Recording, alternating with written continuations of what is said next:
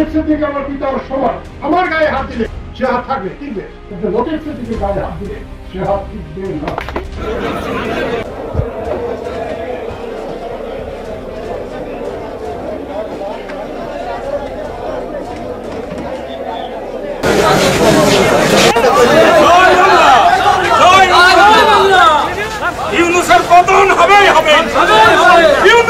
এবার জয় বাংলা স্লোগান দিয়ে গ্রেপ্তার হওয়া লতিফ সিদ্দিকীকে পুলিশের গাড়ি থেকে ছিনিয়ে আনলো বিক্ষুব্ধ জনতা। ৭১ মঞ্চের নামে আওয়ামী লীগের গোপন মিটিং এর অভিযোগে আওয়ামী লীগের সাবেক মন্ত্রী কাদের সিদ্দিকীর ভাই লতিফ সিদ্দিকীকে ঢাকা রিপোস্টার ইউনিটি GRU প্রাঙ্গণ থেকে আটক করে পুলিশ। তারপর তাকে ডিবি কার্যালয়ে জিজ্ঞাসাবাদের জন্য নেওয়া হলে তারপর তাকে গ্রেপ্তার দেখানো হয়। এরপরে পুলিশের গাড়িতে করে তাকে নেওয়া হলে রাস্তার মাঝখানে পুলিশের গাড়ি আটকিয়ে জয় বাংলা স্লোগান দিয়ে গ্রেপ্তার হওয়া লতিফ সিদ্দিকীকে পুলিশের গাড়ি থেকে ছিনিয়ে আনে বিক্ষুব্ধ জনতা। কাদের সিদ্দিকীর ভাই লতিফ সিদ্দিকীকে ছাড়িয়ে আনার সময় বেশ কয়েকজন পুলিশ আহত হয়।